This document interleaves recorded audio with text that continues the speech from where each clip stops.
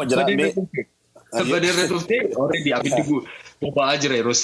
So kana ilaali daqiiqaa 10-12 keessatti wantoonni yaada keenyaa fi waan nu barbaannu fedhii keenyaa eegsisuudhaaf fedhii sabaa eegsisuudhaaf miira keenya to'achuu ego keenya to'achuu irratti baay'ee rakkanna. Akka sabaa rakkanna kan si dhibu qaama siyaasaa miti. So isas adda baafadhee xinnoo irratti ibsuu waan barbaadeefan kana dubbadhe waan ta'eef daqiiqaa keessa haftee keessatti yaaduma kee yaaduma mee amma kama Awaash dubbatee fi kakabbadeetti dhufaa amma Awaash maal jedhaa filannoo gartee addunyaan faarsite jedha beektaati. Filannoo addunyaan faarsite ka gartee hogganoonni abaa'oo hidhaa keessa taa'anii gartee Dooktor Mararaa Guddinaa takka qawwee lafaa fuudhee hin beekne qawwee baatee hin beeku Mararaan qawweetti samanee hin beeku. Si galtee Mararaa gartee ofiisa isaa gartee ka gaafa wayyaanii qabuu jalaa cufanii fixanii jedhu kun. Nam tokkoon hirmaanne qofaa isaanii gartee akka fedhan godhaniiti filannoo sirrii gartee ka addunyaan dinqisiifatte jedhee gartee amma gizee gartee burukaasa xiqqoo ishee gartee waan gartee jedhu kun gartee furmaata waan tokkoof deemaniin fakkaatu ayyaana. Namni furmaataaf deemu jalqaba dogongora isaa lafa kaa'eeti kaleessa dogongorre gama fuula duraa immoo waan kana sirreeffannee deemna jedheeti karaa akeekaachaadha.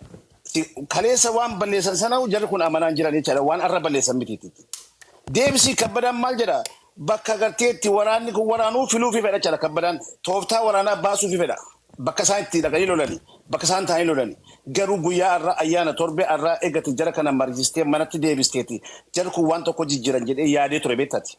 Eegasiiti gartee ijoollee lama du'echa gartee kan mana irratti dhaame malee jecha gartee dubartii guddoo maanguddoo haadha keenya obboleettii keenya gartee kan waa tokko hin balleessiin ilmoon kee bosona seenee jedhaniiti gartee jaartii garbaasanii ajjeesanii. Talaalee gubbaarra yaa'anii xiyyaarri isaanii gartee qe'ee Oromoo gubaa oola. Garuu faannoo magaalaa keessa oolti guyyaa tokko xiyyaarri isaanii faannoo gubbaan marsine. Wallaggaa gartee karaan tokko hin cufamne karaan banaadhaa jedhaan gartee burukeen. Wallagga keessaati namni gartee Finfinnee dhufe waggaa 4-5 warra gahee jiraachaa gartee karaan cufatee faannoon karaa mursanii qalamni faannoo gartee naqamtee irra gaddeemaaf. Qoricha gartee dhukkubsataa nuti gartee sirraa maallaqa walitti guurreefti bira gahuu dadhabe. Osoo kun jiruutti dhugaa awwaalanii furmaata bira gahuu dhaquu dhiisiitiiti. Rakkoo isaan uumanii dhaqanii ganda Amaaraa keessa ganda Tigree keessa dhaqanii gartee balleessanti deebi'ee Oromoo xurii isaanii nu gubbaatti faca'eetti sana qulqulleessuuf makaraa argaa oollaan. Yeroo tokko gizee gartee ganda biraas nu osoo hin beekin isaan deeggarra. Sababa isaanii gartee Oromoon gatii maqaa dha'amuufi. Sababa isaanii gartee gatii Oromoon arrabsamuufi. Waan isaan balleessan sana utoo shaa oollaa jechaadha. Kanaafuu gartee jarri kuni warra fulmaata barbaadu miti. Warra gartee karaa sirriitti dhufee gartee Oromoo gidduutti nagaa buusuu barbaadu miti. Yoo karaa nagaa buusuu barbaadani agartee ijoolleen Oromoo waraanni bilisummaa Oromoo kaayyoo inni baatee deemu kaayyoo Oromoo baatee deema. Kaayyoo kaleessa gartee Oromoo qilxuufaa itti wareegamanii. Kataaddasaa birruufaatti wareegaman sana baatee deema.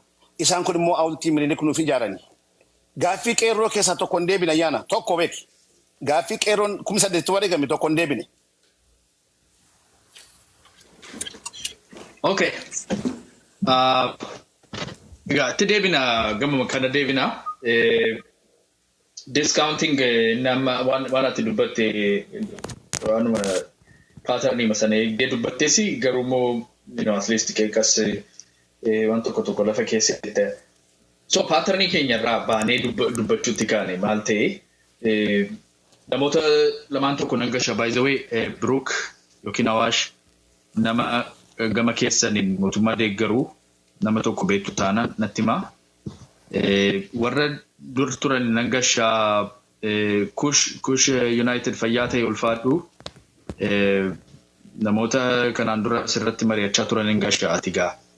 Ani waa yaana rakkoon tokko hin jiru dhiifama guddaa garuu maqaa kee bakka biraatti gatii kaasuuf waan tokko koomenti godhee bu'u.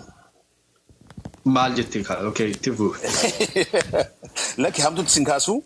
Yeroo tokko namoota gartee Oromoo kana akka malee ciniinanti jira beektaa warra akka yuurii fa'aa beektaati. Oromoo beektaa jecha sana jechuun barbaadu nama Oromoo qalanii maal jedhanii foon isaanii xabbatanii maal jedhee gartee hedduudha jira waan jedhu. Yeroo namni akka sanaa dhufee si biratti mari'atu xiqqoo ishee nu dhukkubsaa sila ishee sana sadarkaan kee guddaadha kabajaa sii qabnaa gartee immoo namoota xiqqoo ishee Oromoon tuqiin sila filatteetti gartee hedduu gaariidha. gatiin si duuba kaasuufin bakka jirtutti shana jechuu barbaade beektaati. Hamtuu fotoon ta'een si akkatti qaceelfattee karaa sirriitti deemtuu fi tooppikii kana beemmoo asoo kiyyaaf dhiifan si gaafadhaa gadi bu'aa galatoomuu. Tooppikii kanarraa baatus waan yaada kee kan garaa kee keessa qabattee deemtee hamachuu mannaa waan yaaddu dubbachuun kee baay'ee galata guddaa qabda. Nama Oromoo hin jibbine ilkaaniin hin ciniinne qofaa wajjin haasofna taanaan qofaa keenya haasofna shaawarii keessa gallee taanaan malee rakkisaadha dubbichi. Hundumatu waa nurraa qaba tokko irraa beeksisa tokko hin dhoffata sirriitti. Oromoo irratti kan hin aggaammanne kan ilkaan hin ciniinne kan waan jenne hin jiru obboleessa koo. Otuma beennuu hubaa wajjin akkasitti na hubadhu. Bira teenyee immoo namni hundumtuu bira taa'uun irra hin jiru akka kuufama. Deengadda kabbadaa waan ta'eef wanti immoo gammannee. Namni akka koo garuu itti maramuutu irra dhaqee namni akka koo gaafa jala isaanii galu waan an godhee bahu waan beekuufi. Mokeen bakka akka malee goote sana gammannee jirra mokoleen hin daaraa.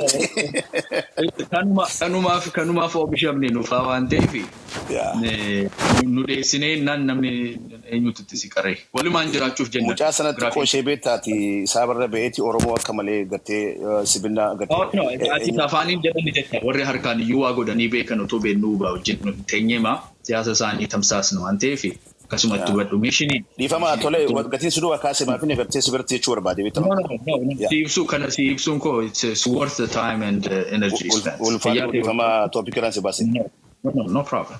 Toopikii itti deebina kan keessaa ba'an otoo ta'e baanee achuma nafna turre toopikii. Kan ammaa keessaa ba'uun hin danda'amu. Soolkoo fi AK gama sanaan jiru Kabbadee Biruuk yookiin Awaash nama gama kanaan immoo marii raawundii lammaffaaf. Baalee Roobee yoo jiraate akka baawwash. Baalee Roobee biyyatti dhaladheena.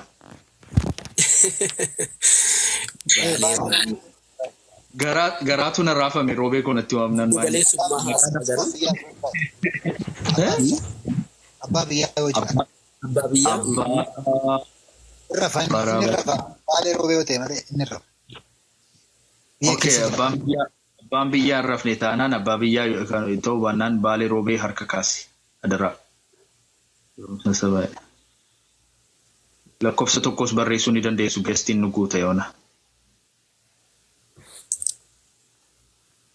Gaalanaan jedha kun immoo mana argitan nyaanni. Kan ittoon hin dubbatin hin darbe neetworkiitu gadi na buuse raawund jalqabaa irratti jechaadha yoona laattan nan dubbadhaa yommuu sumattaanu fudhatteettanis hin danda'ame jechaadha. Itti fuufi amma Baalee Roobee argannutti daqiiqaan kee garuu irraa murama taaksii goona waan baatee deebitee. Yaa rakkoon qabu jaalonni koo warri kaanis fudhachuu danda'u galatoomaa baga dhuftanii yaadi gaariidha. Garuu laala yaa jamaa amma nuti haraara dubbii furuu maali Oromoon akkamitti furmaata argachuu danda'a kan jedhu irratti kan dubbachaa jirru. Dhiifamaa nuti obboloota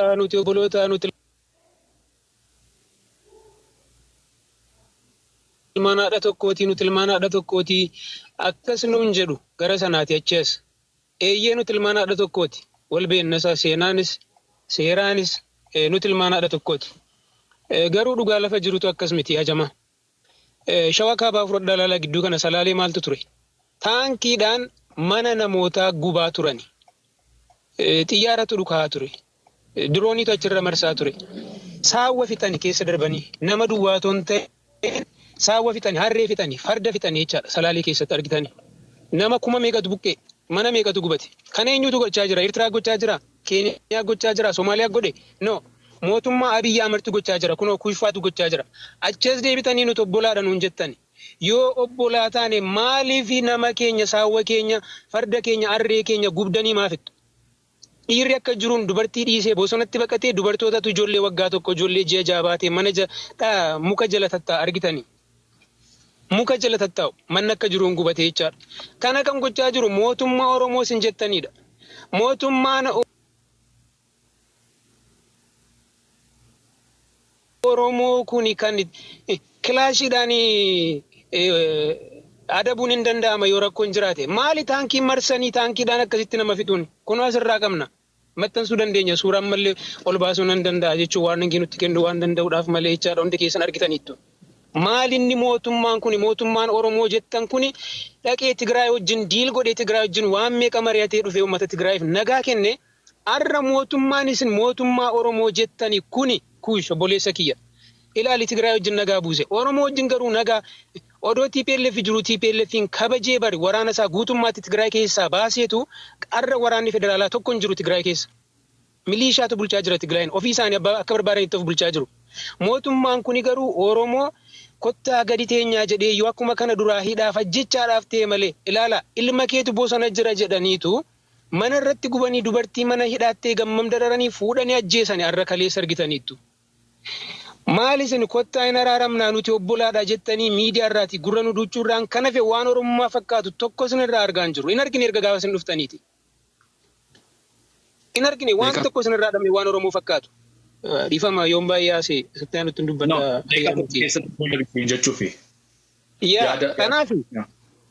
Kanaafi nuti gaddarra jirra boo'icharra jirra kan nutumaa jiru immoo Eertiraa miti. Daboo waan mattanii faannoo daboo waan mattanii nutumaa turtanii wajjin Eertiraa daboo waan mattanii wajjin nutumaa turtanii. Kanammoo waraana Eertiraatu booji'ame callisnee haasofna miti. Oboon waraana Eertiraa booji'ee interviyuu godhee viidiyoo maxxanse.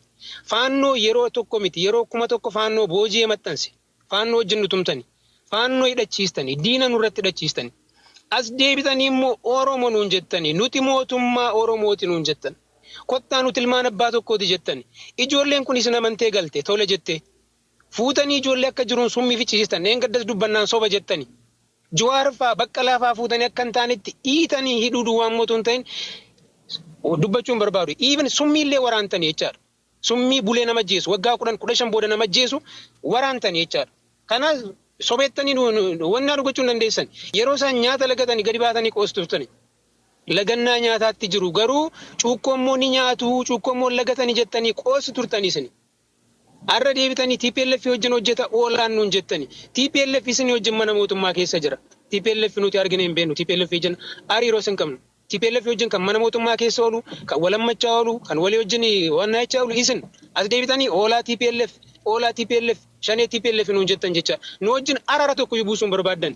Goyyomsitanii kottuun mari'annattanii nu ajjeesuuf yoo ta'e malee akka isin argaa jirrutti akka kaleessas isin arginetti har'a kaleessa dheengadda torbee kana guyyaa 15 kana akka isin arginetti karoora Oromoo lafarraa qulqulleessuuti kan isin itti jirtani. Kan argaa jirra. Yoo kottaan obboleessaa naan hin jedhin waan obboleessaaf godhu godhi jalqaba. Kana isin irraa dhabne jechaadha.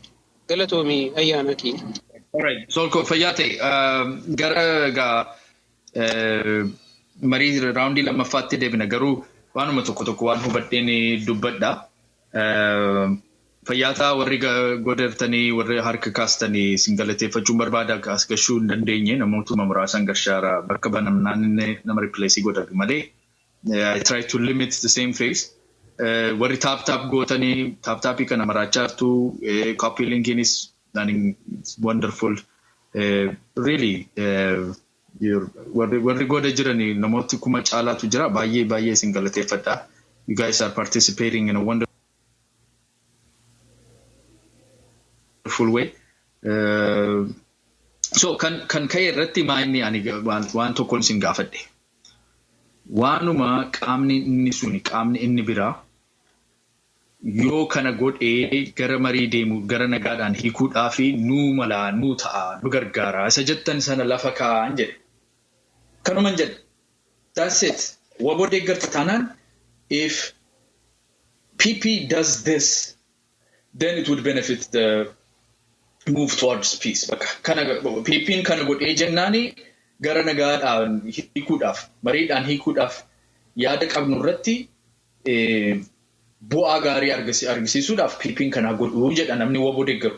Namni PP deeggaru immoo gara marii fi nagaadhaan kun akka hiikamuu fi waboon kana haa dhiisuu yookiin kana haa godhuu jedha. Simple kanuma haa godhuu jedha. So kanuma gaafannee garuu xinnoo wal tuttanii harka walirraa namni immoo warri isin deeggartan biyya keessatti wal ajjeesa uummatas sababa isaaniitiin mannis du'aa jira waan ta'eef asirratti jechaan wal dhiibuun keessan baay'ee wanta ajaa'iba godhee wanta fudhadhu miti garuu guyyaa lammaffaa keenyadha torbanarraas waliin turre already wal dhiittaniirtu quufame sammuu inni hingaa amma mariidhaan amma tokko dhiibuudhaaf haa hojjennu. Gurbaanas ture I think Kush kan dubbate sila. Namoonni nurraa amma tokko wanta dhagaan kanarraa bu'aa eegu. Expectationiin immoo mootummaanis ni beekaa, WBOnis ni beekaa, caasaaleen jiru as keessa nu keessa warri jiran. Gaafa expectationiin uummataa set ta'ee jedhu sirraa'ee jedhu qaamni siyaasaa qaamni hidhatee isa guutuudhaaf socho'aa jechuudha. Nu hojiin keenya asirratti mari'annee yaada qulqulluu finnee uummanni expectationii isaa asirratti akka kaa'u waan eeggatu jechuudha. Maalan abdadha? Uummanni maal abdata kanarraa? Mariidhaan akka hiikamu barbaada. Amma asirratti warri teessan, warri Ameerikaas jirtan, warri Yurooppii jirtan, warri biraa waan barbaanne jechuu ni dandeenya. Biyya lafaa irratti gaafa buunee Shawaa keessa deemnee, Wallagga keessa deemnee, Arsii keessa deemnee, Harargee keessa, Boorana keessa, Baalee keessa deemnee bakka barbaadan dhaqaati. Oromiyaa keessatti Oromoon tokkoffaa maal barbaada uummata kanarraa? PPs haa ta'u, WBOs haa ta'u, walajjeesuu irraa ba'aa jedha. Jedhama Oromoon Oromoo ajjeesaa hin jiru kan jedhu. Of course, WBOn Oromoo lolaa jira jechuu miti. WBOn kan qabsaa'u Oromoo ajjeesee mana kootti hin deebi'a jedhee miti. WBOn kan qabsaa'u sirna kana nan kuffisaa. Anatu bulsha sirna kana yoo bulshii baadhee illee kaayyoo kanaan hiikuun barbaade. Kaayyoo kana galmaan ga'uun barbaada jedhee kaayyoo irratti dhaabbatee sirna lolaa jira malee Oromoo irratti kan qabsaa jedhee kan qabsaa'u hin jiru. Gaafa PPnis nama hidhate poolisii maali poolisiin Oromiyaa gaafa deemee jedhu dhaqeen Oromoo lamaan sadan tokko ajjeesee dhufa jedhee mana isaatiin ba'u.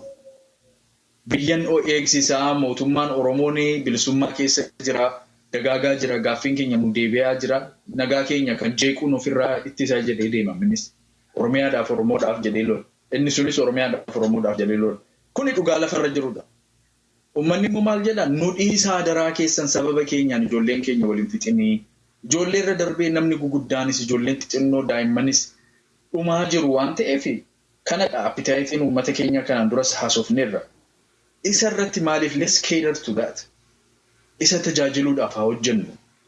Isa tajaajiluudhaaf gaafa hojjettanii miidiyaa kanarra warri jiranii warri Yurooppii jiran kun isin hin jaallatan. Akka nama malaamaltuu wayii akka nama